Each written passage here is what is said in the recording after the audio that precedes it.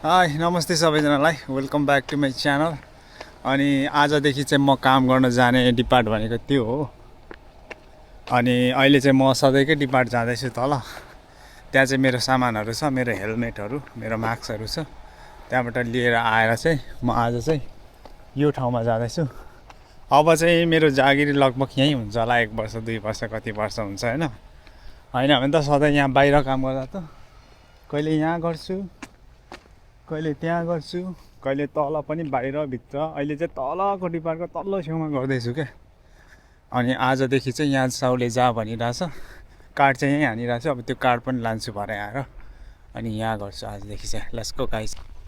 यो डिपार्ट हो, यो बाहिरको डिपार्टमा पनि लगभग 1 वर्ष काम गरेँ यो डिपार्टमा। अनि अहिले काम गर्न लागेको त्यो तलतिर पनि लगभग 1 वर्ष 2 वर्ष आधा जति, 1 वर्ष आधा। यहाँनिर लगभग 8-9 महिना काम गरेँ, जम्मा जम्मी 2 वर्ष 3 वर्ष नै काम गरेँ क्या बाहिर। भित्र चाहिँ मैले कति महिना, 4-5 महिना मात्रै काम गरेँ। अनि यही डिपार्ट हो, अब छोडेर जाँदैछु। यो डिपार्टमा मैले काम गरेको थिएँ सुरुमा। केटाहरू यहाँ बसिरह होला, तर सुरुमा म मेरो हेलमेटहरू ल्याउँछु, त्यहाँ कुनामा राखिरहेको छु। बकेट हेलमेट मात्रै लान्छु क्या, हेलमेट र मास्क मात्रै लानु पर्यो। यो डिपार्ट हो।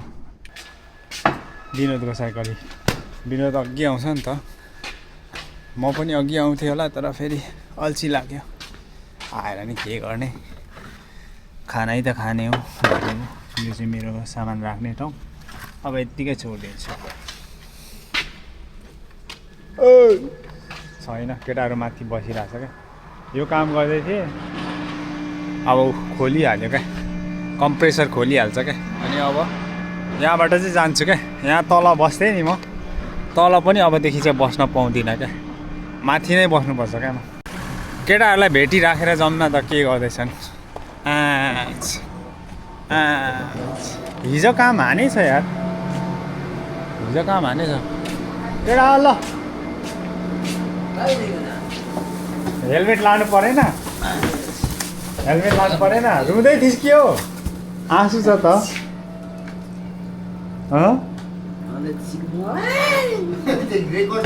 रुँदै थिइस् कि? बुधबार काम नहान्ने। ल गयो यार, आइतबार चाहिँ दामी रेस्ट हुन्छ। ल गयो यार। तँलाई मन परेको त्यही त हो खासै त होइन। आइतबार एक दिन रेस्ट दिएर ओर्नी अनि ल नरु है केटा। माकुरी गाह्रो छ नि हामीलाई, गाह्रो छ, गाह्रो छ, गाह्रो छ। अब गइयो यार। हेलमेट बोकेर गइयो यार अर्को डिपार्ट। अब चाहिँ हाम्रो, अब चाहिँ मेरो अलिक जागिर स्टेबल हुन्छ होला जस्तो लागिरहेछ। हेरौँ के हुन्छ त्यहाँ गएपछि। अहिलेसम्म नगएको डिपार्ट भनेको त्यही मात्रै हो क्या। म कहिले नि गएको छैन क्या। म त पहिला एकचोटि पानी पर्दा त्यहाँ भित्र जा भनेर त्यहाँ ग्राइन्डिङ एकचोटि हानेको छ, त्यो पनि आधा दिनमा क्या। 2 बजेतिर छिरेको, 5 बजेसम्म काम गरे हो। अनि अब त त्यहाँबाट उम्किने चान्स छैन जस्तो छ। साउले भनेअनुसार, साउले चाहिँ के भन्थ्यो भने त यहाँ गएपछि चाहिँ बुधबार चाहिँ बस्नुपर्छ, अरू दिन चाहिँ ओटी गर्नुपर्छ, तैँले गर्दिनँ भन्नु पाउँदैनस्, के गर्नु त्यसरी एक्सक्युज गर्नु पाउँदैनस् भन्दै थियो, हुनुहुन्थ्यो। हेरौँ कस्तो हुँदो रहेछ। आजदेखि खाना खाने टाइम पनि चेन्ज, खाना खाने टाइम चेन्ज।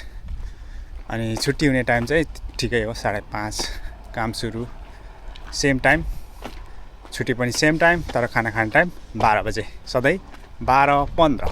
मैले काम गर्नुपर्ने ठाउँ चाहिँ अब चाहिँ यो हो क्या, यो डिपार्ट। यो डिपार्ट छ नि, योदेखि माथिको डिपार्ट। त्यो डिपार्टमा चाहिँ मैले पहिला नाइट 5 देखि 6 महिना गरेँ होला।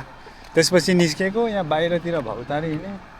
अनि अब चाहिँ यहाँ काम गर्छु म, लगभग सधैँ नै गर्छु होला यहाँ। सायद यो मेसिन हो, मलाई भनेअनुसार यो मेसिनमा काम गर्नुपर्छ भनिरहेछ। डर लाग्दो छ मेसिन त खै, बिम त एउटा पनि छैन। यही मेसिन हो। पहिला साउको छोराले चाहिँ यही मेसिन गर्थ्यो होइन, अब कुनमा गराउँछ थाहा छैन। गाइज मलाई चाहिँ कहाँ छोडिदिइरहेछ क्या। अब यो डिपार्ट हुन्छ मेरो होइन। म चाहिँ यहाँ बसेर यहाँ छिपु गर्ने काम हुन्छ। क्रेन पनि मैले चाहिँ चलाउनु पर्दैन अरे। अनि मैले चलाउने मेसिन चाहिँ यो हो क्या, यस्तो छ।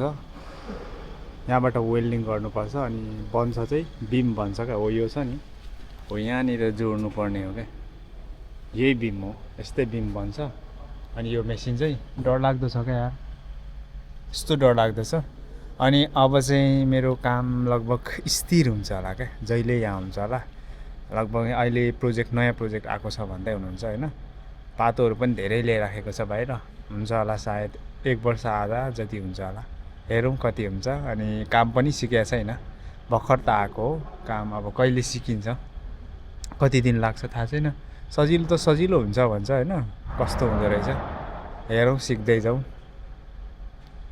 अहिले चाहिँ म घर फर्किँदैछु 5:30 बजेको खाना खाएर फर्किँदा पनि अहिले चाहिँ टाइम यस्तो हुन्छ उज्यालै हुन्छ होइन अनि म त्यहाँ काम गर्न थालेको सोमबारदेखि हो अनि सोमबारदेखि काम गर्न थालेको मङ्गलबार बुधबार बिहिबार शुक्रबार त होइन बिहिबार भइसक्यो क्या अब भोलि मात्रै छ यो हप्तामा 5 दिन काम गरिसकेँ तर अझै पनि काम गर्न थालेको छैन क्या मलाई जे बनाउनको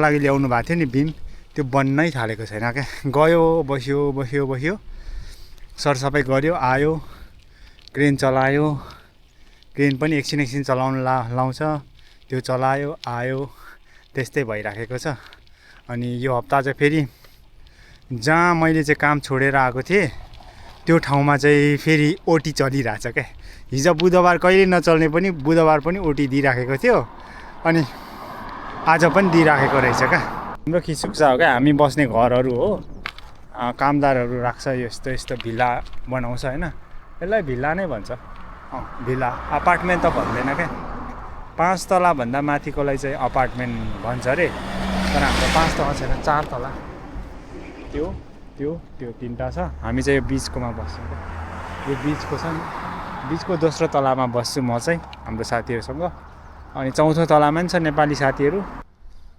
thank you so much guys thank you so much for watching अनि फेरि अर्को भिडियोमा भेटौँ है त म चाहिँ घर पुगिसकेँ यो बिचको चाहिँ हो है हामी बस्ने यो 3टामा यो बिचको चाहिँ हो हामी बस्ने